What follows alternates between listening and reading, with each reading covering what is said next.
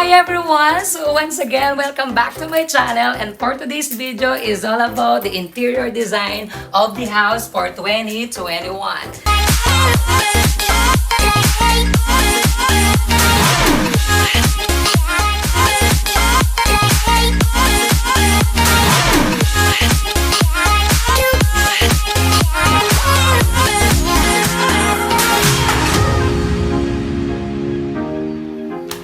Everyone! Did you miss me? I'm Chucky! Charot! Napasok! Napasok po! Ayan, medyo mainit lang. Uy, pasok ka! Halika dito, ayan. So, ipapasyal ko muna kayo sa aming Garden of Eve. Ayan. So, ito po yung aming garden. Ayan. So, sa second edition po ng house tour. So, hindi po namin napakita to. So, this year, 2021, meron kaming bago, and this is why pag ceiling treatment o yung tinatawag nilang hanging garden. At ito yun. Ayan. This is the newest design for 2021 or yung tinatawag nilang hanging garden. Alright. So, dito sa may garden, actually, ito po yung garahe ng bahay. So, ito na po folded to kapag may sasakyan. Pwede siyang i-fold. And then, magiging open area po siya ulit. So, meron tayong, ayan, kunwari, mini gym. Ayan, pero hindi ma-mention na gagamit. Kapag may time na. Alright. So, dito, pwede siyang receiving area also. Ayan. And ang kagandahan ng mga to, ayan o, pwede po silang buksan, pwede lagyan ng mga gamit, yung mga upuan. Okay. So, ang design naman nito is rustic inspired po siya. That's why we use more on wood. Okay. Ayan. And of course, yung mga kapis natin. Okay, so dito naman, ayan, may pagka-Spaniard style pa rin. And, ayan. So, kailangan natin ng mga corner-corner para lalagyan ng mga shoes, and etc. Ayan. Okay, so meron din yan sa baba, kung mapapansin nyo, nandito yung poset, kung saan nanggagaling yung pandilig ng halaman para walang kalat-kalat sa bahay. Ayan o, pagtapos na ito-close lahat, kaya nagmumukha talaga siyang malinis. So, ayan guys, nandito tayo sa may parte ng divider ng bahay. Actually, ito yung nagdi-divide kasi dito sa kabila is mini gym. And then dito yung pinaka-garden natin or receiving area. So, i-share ko lang ito, i-flex ko lang ang aming napakagandang divider. Okay, so ito po ay vintage type na design. Ito po yung tinatawag namin inasal divider. Kasi kung titignan mo, yung art niya is para sa mga karne ng manok na itinusok. Kaya tinawag siya inasal divider. But anyway, okay, kakaiba yung art nito. So, isa ito sa mga favorite ko dito sa part ng bahay. So dito, ayan, meron tayong mga konting natutulog. Ayan, pampaswerte daw to. Ayan siya. Okay, alos yung iba katatanim lang. Okay, magmula nung pandemic, nagplantito-plantita kami ng very light. But anyway, so dito muna po tayo. Ayan. So, ito yung pagkaka-landscape ng sa harapan. Ayan, meron tayong mga mini cactus, and etc. Ayan o, mga orchids. Ayan. So, ito, galing pa ito sa pinutol na poste sa daan, yung dati, kasi pinalitan ng simento. So, ito. Kaya kung may makita kayo, huwag niyong itatapon kasi napakatibay nito at napakagandang gamitin sa garden. Okay, next. Ito yung mother plant. Actually, galing to kay mother. Shout out kay mother dyan. Okay, binigay niya to dati maliit lang. Ngayon ang laki-laki na, oh. Mother plant na siya. Okay? Sana ganito din yung tao. Tingnan nyo. Nakafocus mo dito. Ang ganda. Tingnan mo. Tingnan mo. Ayan, oh. Nakayuko sila, di ba? Kung titignan mo, no? Tapos, kapag lumaki na siya, ayan, parang sa tao, pag na-reach mo na yung pangarap mo, yuyuko pa rin siya. So, sana parang yung tao, ganito din tayo, nang sa ganun, parang marunong tayong bumalik sa ating pinagmulan or pinanggalingan. So, marunong dapat tayong rumispeto yung mukho. Okay? Tulad ng halaman na to. Charot! Okay. But anyway, ito po yung mini garden ng bahay. So, let's go naman inside.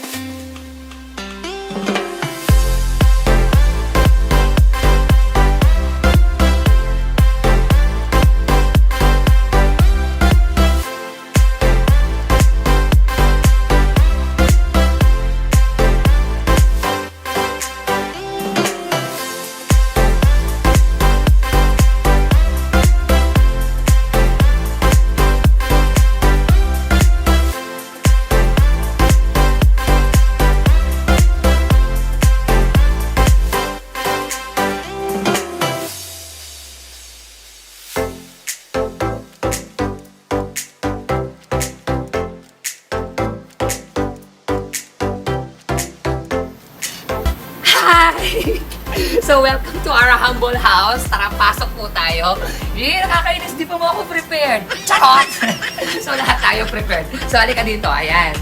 So, welcome po sa aming munting tahanan. Again, welcome to Martin House. So, ito po yung ating house tour. So, we will focus now on the interior design of the house. So, mga mommies, okay, lahat po ng gustong inspired na mag-interior dyan for free.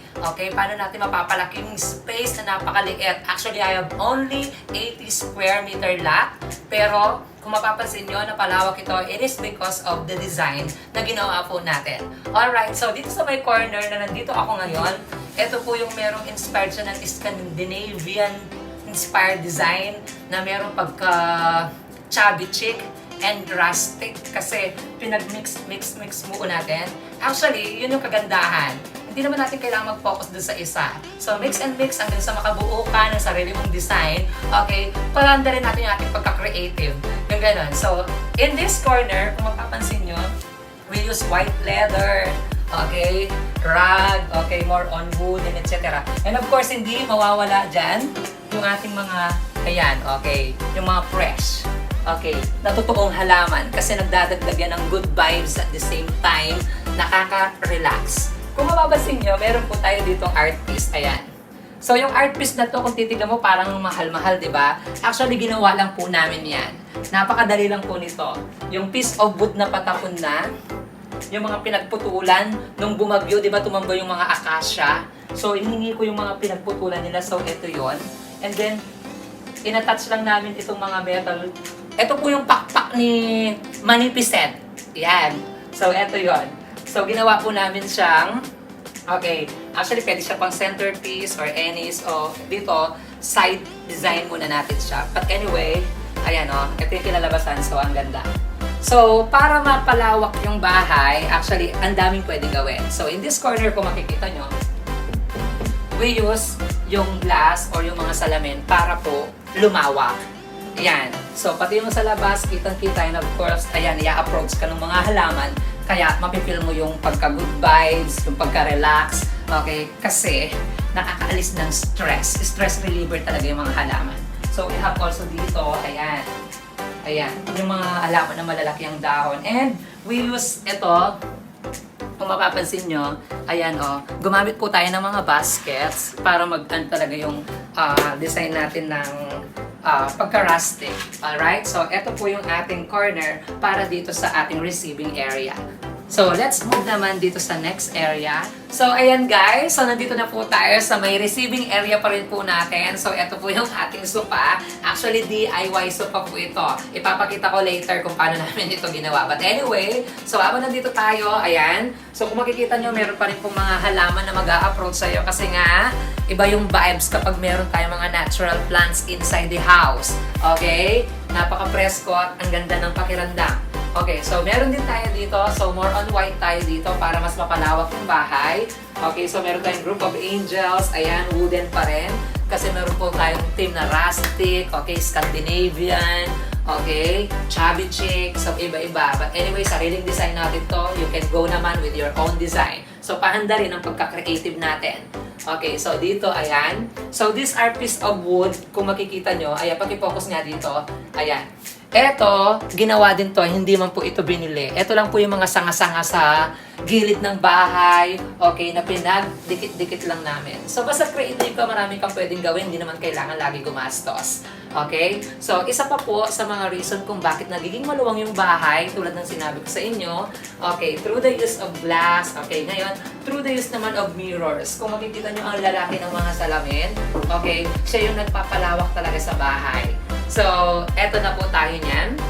So, sa area ito, as in malawak siya. Okay, sometimes pwede mong iganto. Okay, so pwede talaga itong mag-stay. Okay, yung group kasi malaki.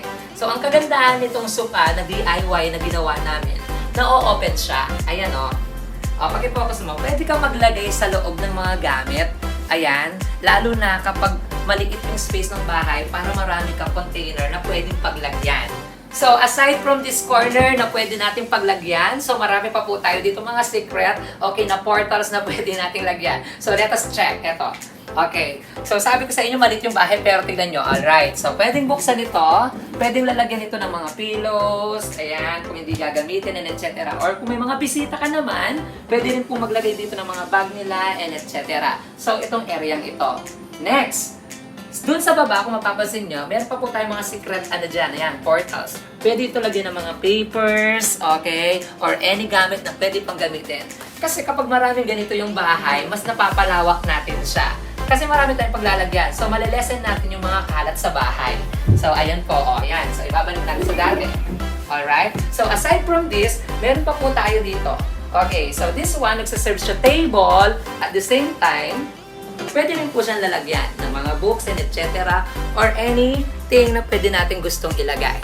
So, marami po tayong pwede paglagyan. Isa po yun sa mga pwede natin gawin upang malesen yung kalat at the same time, laging napapalawak natin yung bahay. Okay, so, tapos na po tayo dito sa my receiving area. So, we will proceed naman sa minibar.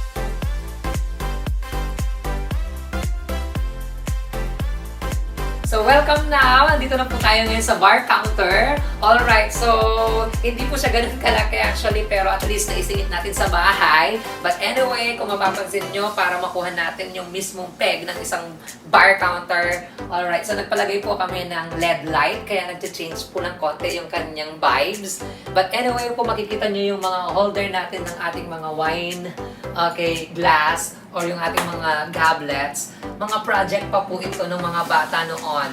Okay, so nakita ko sila, sabi ko, parang gusto ko din yan. So kumuha ko ng tatlo and then ayan, gumawa ko ng sarili kong project. So I have now my minibar na gamit-gamit yan and 8 years na po sila.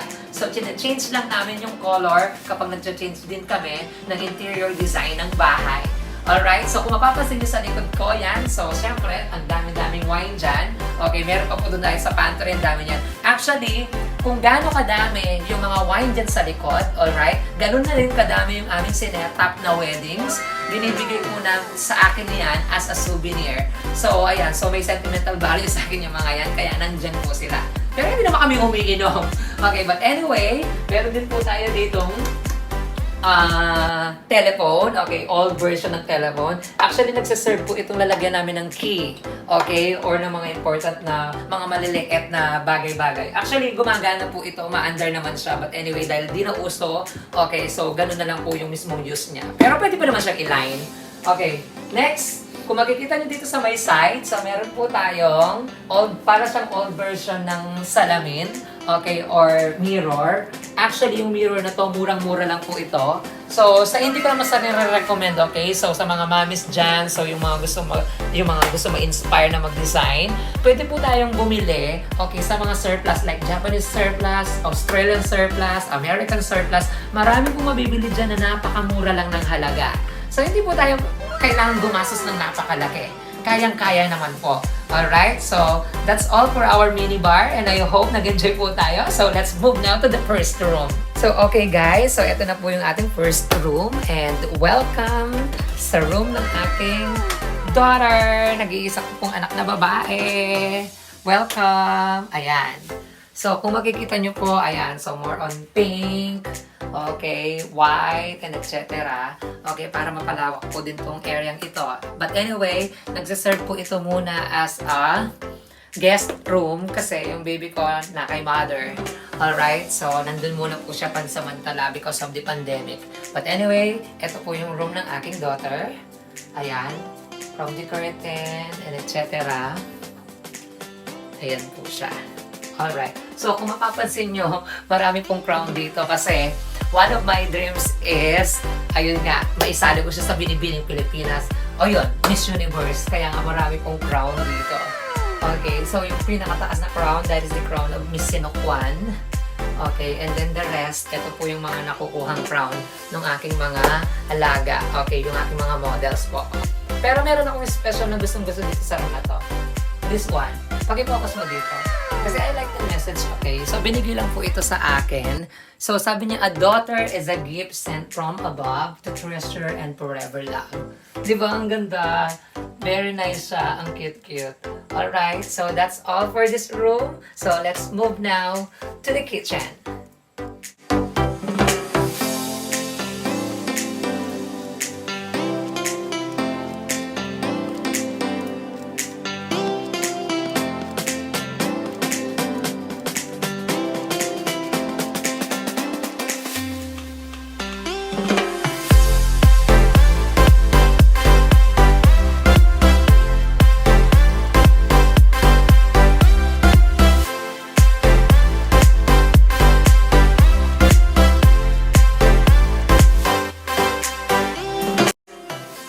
Alright guys, so nandito na po tayo sa favorite area ko dito sa bahay and welcome now to our dining area! Ayan! So welcome po!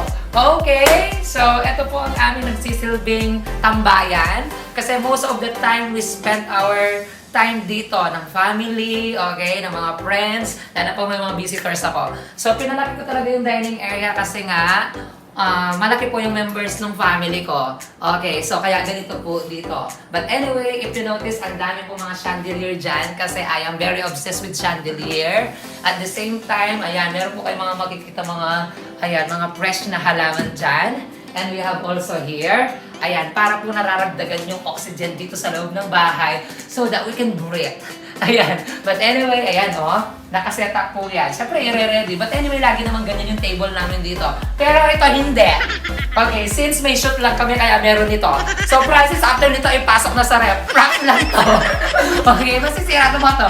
Bet, charot lang. But anyway, so yan po kami dito. Siyempre, dapat healthy lagi. Okay. And, of course, kung mapapansin nyo, ayan. So, yung flooring po natin dito, ayan. So, kasi rustic po yung team natin. Okay, and Scandinavian and chubby chick inspired. Ayan, marami yun. Pinagdikit namin or pinag-mix namin. So that's why we have this area. Ayan. Guys, meron po tayo ditong, okay, shelves. Okay, parang floating shelves po siya. Actually, ang nasa likod po ito is header lang po ng kama. So, ito po yung pinagputulan or pinag-alisan namin ng header ng kama. So, ginawa namin shelves. Tignan nyo, So, naging natin to, accent ng bahay. So, kung meron kayong mga old na gamit dyan, pwede naman po silang gawing iba. So, pwede po natin silang gamitin. Ang dami po natin pwedeng gawin. Okay, upang mapaganda yung bahay na hindi tayo gagastos. And if you notice, meron po tayong, ayun, floating shelves ulit po dun sa may taas. And meron po tayong mga libro doon. Okay?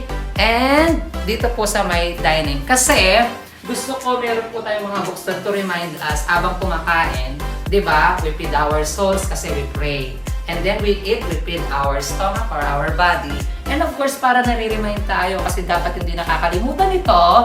Alright, we need to feed our mind also. Kaya nga sa kitchen, kung magtataka kayo, bakit meron tayong mga books dito? Just to remind us. So yun po yung tema or team ng ating kitchen dito sa may labas. And of course, marami kayong makikita dito mga halaman. Tulad ng sinabi ko, ayan, incorporate po natin sa design natin yung paglalagay po ng mga halaman upang, okay, magkaroon ng good vibes, at the same time, presko. Okay, as much as possible, gusto namin ilipat yung jungle. I'm just kidding, hindi naman jungle. Yung mga outdoor, pwede natin ilagay dito inside. Okay, that's why puro mga halaman ang makikita nyo dito. Alright? So, punta naman po tayo dito sa may kitchen. Ayan. Alright, so let's proceed naman sa may kitchen. Okay, so hindi po ganun kalaki yung kitchen natin kasi nga syempre hindi naman ganun kalaki yung bahay. But anyway, ipaplex ko lang yung ating cute na kusina or kitchen. Alright, so kung mapapansin nyo from here, ayan. So ito yung gusto ko dito. kapag po nagta-time kami, we don't use the clock na, pero alos ginagamit namin yung mga traditional timer. Okay, later makikita nyo rin yung iba doon. So dito, ipa-flex ko lang ito. Okay, so meron po tayo dito, okay, sanitizer or utensil sanitizer. Dito po nilalagay yung mga plates and etc. Kasi, actually, nire-recommend ko ito sa ibang mother or sa ibang kitchen kasi napaka-safe ng mga gamit dito kapag nasa-sanitize sila. Alright? So, walang insects or any ipis or whatever. Safe na safe po yung mga gamit. Especially ginagamit natin kasi yan sa food. Kaya dapat safe sila. Alright? So, here naman, ayan. So, marami dito. But anyway, ito na lang. Ito yung mga kitchen tools natin at iba pang mga utensils na kinakailangan natin. Kailangan lahat yan naka-close so that wala pong mga insect or ipis na pwedeng gumakang dyan. Alright. But anyway, so ito po yan. So, tuloy po kayo. Ayan. So, hindi po ganun kalakihan yung kitchen natin. But anyway, ayan. Ipiflex lang po natin yung ating mga... Okay. So, if you notice, meron po tayo dito. We use, okay, mga goblets. Hindi po kami gumagamit ng mga flat na baso. Hindi naman sa...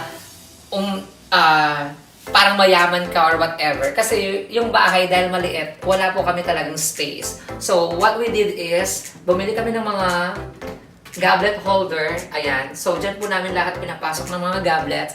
Pagkahugas, and then, kagad na drain siya diretso sa may sink. Yun yung kagandahan niya. But anyway, this one, kung makikita nyo, eto, ginawa ko lang po ito. Okay, mga glue stick lang po yan. And then, nirepaint lang po namin. So, ayan na po yung kinalabasan. Alright? So, pwede naman po kayong gumawa. Kahit tayo-tayo lang, kaya yan.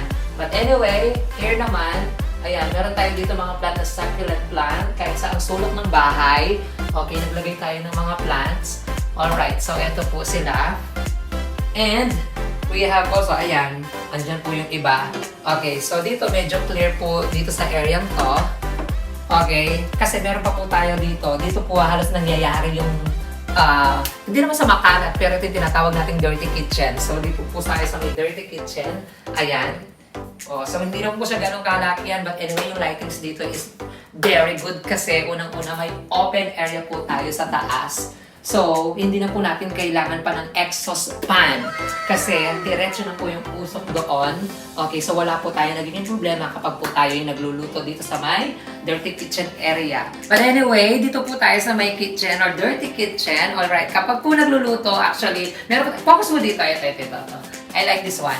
Okay, so meron po tayo dito thermometer. Ay, sorry! Thermometer! Timer pala! Okay, so yung timer natin from 5 minutes, 10 minutes, 15 minutes while cooking. Okay, ito pwede ka nang i-remind. Di mo na kailangan kumuha ng cellphone and etc. or yung ating clock. Okay, so ito pa lang, tipid na po sa battery. But anyway, kung makikita nyo, ayan. So meron po tayo dito sa taas, yung painting natin dito or yung ating artwork na we dance in this kitchen. Alos meron ganyan kasing reminders dito sa bahay kasi I am a choreographer. Okay, ewan ko bakit gusto ko nakakita ng ganun. Parang we dance in this kitchen kasi talagang ang pagluluto ini-enjoy. Ang pagkain is ini-enjoy. Alright, and lahat kasi ng banding, halos ng mga bisita, okay, mga loved ones, family, halos nangyayari dito sa my kitchen or dining area. So this point, okay, so pupunta naman tayo dun sa ating comfort room. So, let's go!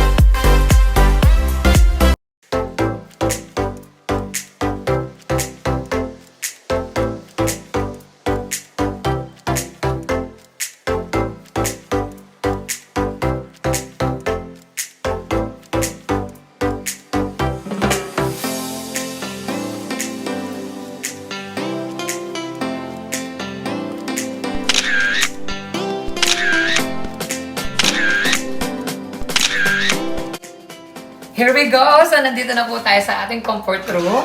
Ayan. So, maliit na po yung ating comfort room. Hindi ganun kalaki yan. But anyway, so eto po siya. Alright. So, kung mapapansin nyo po dito sa loob, ayan. So, meron po tayong miniature. Actually, hindi naman miniature. Ito po yung tinatawag nating minimalist. Okay? So, marami po dito mga essentials talaga. Kasi gustong-gusto ko yung may amoy lagi yung CR ng mabango. At the same time, kung mapapansin nyo yan, meron na naman po tayo dito ng artwork. Ayan. So, kung makikita nyo yun, no? Those are dancing shoes. Okay? Kasi I am a choreographer. And we have also dito yung team naman is more on glass. Okay? At saka meron pa rin po dyan na touch ng mga maliliit na halaman. But anyway, dapat lagi itong malinis kasi ito yung nagsiserve na soul ng bahay. Okay? So dito rin nakikita kung anong klaseng tao tayo kasi dapat yung CR lagi dapat talaga malinis. Alright, so this time, let's go naman. Ayan, doon na po tayo sa may upstairs. Okay guys, so this time pupunta na tayo ng upstairs. But anyway, wait muna pala. So, sisilipin natin ng konti daw yung ating pantry. So, nire-request po ng ating videographer. O, there, go! Alright, so eto po yung ating pantry dito sa may dining area. So, welcome to our pantry world! Ayan. So, natatakot po kaming wala ng pagkain. Kapag po wala na kaming pera, magtitinda na lang kami.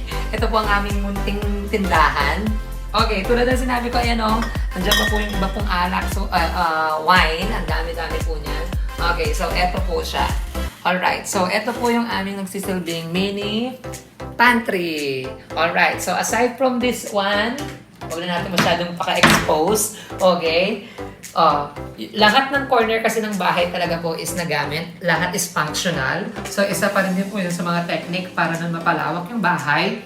Dito sa baba ng hagdanan, meron po ditong umiikot na yan. So, ito po yung lalagyan po ng maruruming damit. Example, towel and etc. Okay? Yung marurumi nating mga ginagamit dito sa kitchen like yung tap holder and etc.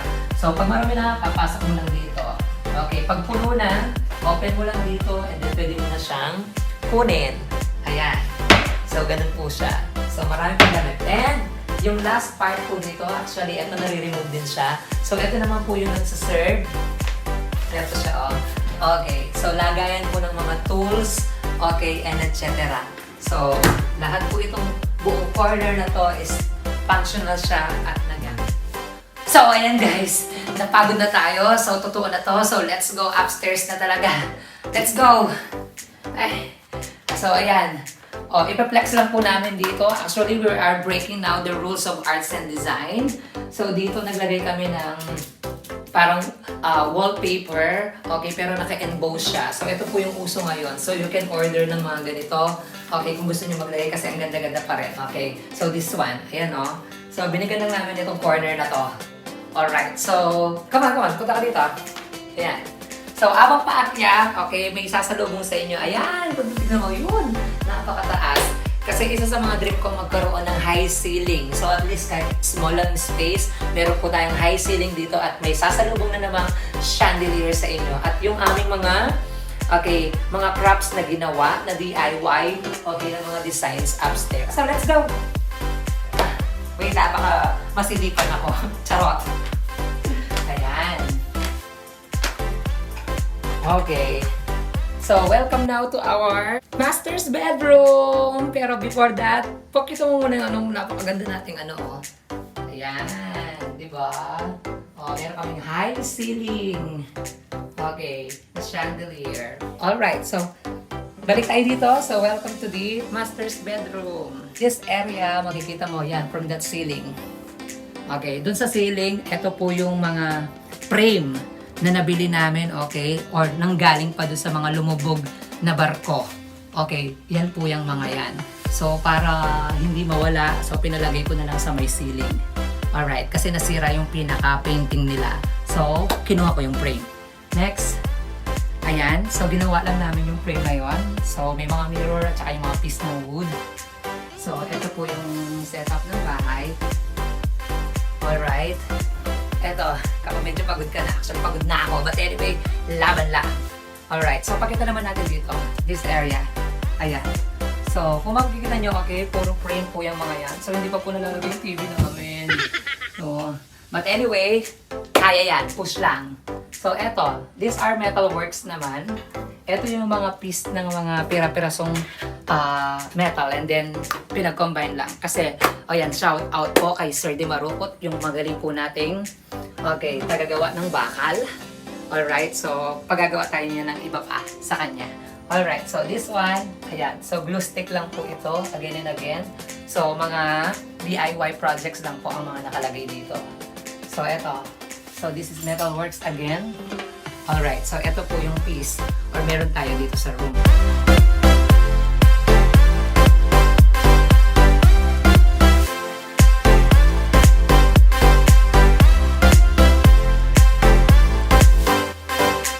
Proceed muna tayo sa may veranda ng bahay. Okay, ito yung kanyang night mode.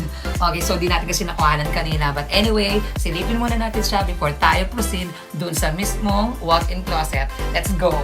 Ayan. So, yan. So dito, malamig po dito pag gabi. Ayan, kahit di ka magbukas ng aircon, buksan mo lang to kasi marami yung halaman. So, ayan. So, maraming ibon dito pag morning.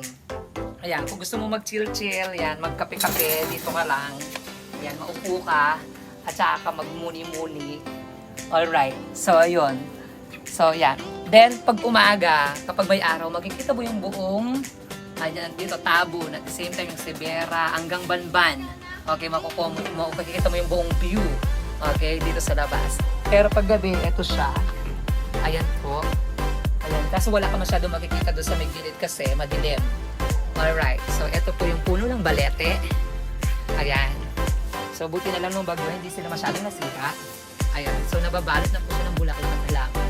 Alright, so ito po yung pinaka-veranda ng bahay. So let's go na, proceed na po tayo sa walk-in closet. Hello! O yan, so welcome now to the walk-in closet. Tara po, go! Kaso, medyo magulo po sa walk-in closet kasi hindi pa po talaga namin siya nare-ready.